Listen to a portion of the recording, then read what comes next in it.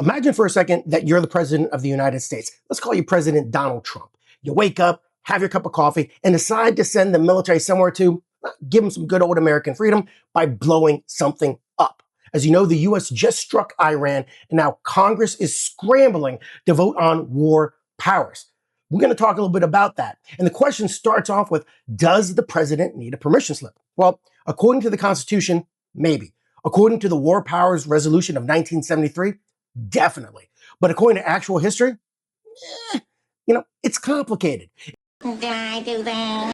In this video, we're breaking down the War Powers Resolution of 1973, how it shapes U.S. foreign policy, and most importantly for everybody in government contracting, what government contracting firms need to know about contract risk when Congress fights the president.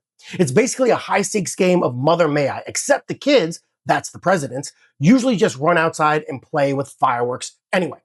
So let's go back. Let's rewind to 1973. Vietnam is messy. Watergate is heating up, and Congress is tired of finding out about bombing campaigns on the evening news. They decide to take their power back. They pass the War Powers Resolution. Nixon vetoes it, obviously, because who likes rules? But Congress overrides them. Boom, bang, bing, law of the land. Here's, by the way, what the War Powers Resolution is supposed to do. 3 big rules.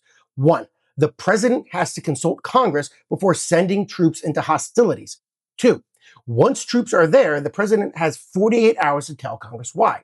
3, the ticking clock. That's a 60-day countdown, by the way. The president has 60 days to wrap it up. If Congress doesn't say keep going or declare war by day 60, the troops have to come home. It's essentially a free trial of war. If you don't upgrade your subscription to full conflict, the service cuts off. That's the theory. However, in practice, it's leakier than a government plumbing contract. So who follows the rules? Well, presidents hate admitting this law applies to them. They usually file reports saying their actions are consistent with the law and never pursuant to it. It's the legal equivalent of hovering your finger an inch from your sibling's face and screaming, "I'm not touching you, I'm not touching you." But let's look, for instance, at the scoreboard for unclassified uses. And remember, this doesn't include the classified stuff, which is going to be a lot longer than a CVS receipt that you get when you go shopping. First off, let's talk about the presidents who have used it most recently. Bill Clinton, huge heavy hitter. He submitted 38 reports. Bosnia, Kosovo, Haiti, busy guy. Barack Obama, Libya was the big controversy here. He argued it wasn't hostilities because we were just helping out from the sky. Yeah, sure. He submitted 28 times. Joe Biden, 19 times. Finally, we get to President Donald Trump, and it's only been 9 times during his first term, but we have to add an asterisk here because obviously he's in his second term. We have recently seen those strikes in Iran, and Congress is furious. They're demanding a vote. They're citing the War Powers Act, and the executive branch is doing what it always does, arguing that Article 2 of the Constitution lets them do whatever is necessary to protect the nation. So why does this keep happening? Well, because the War Powers Act is a bit of a paper tiger. The definition of hostilities is super vague. Is it drone strike hostilities? Is advising a partner force hostilities? Is looking on hostilities? I don't know. Presidents say no.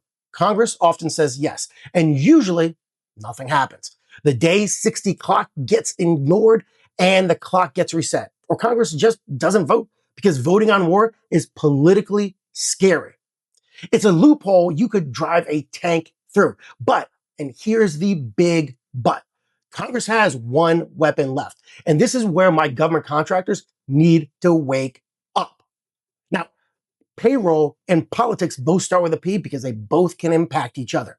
Congress can't fly the planes home themselves, but they have the power of the purse. If Congress gets mad enough about a conflict, like what we're seeing with the push to restrain actions in Iran, they can pass a law saying no funds may be used for this operation.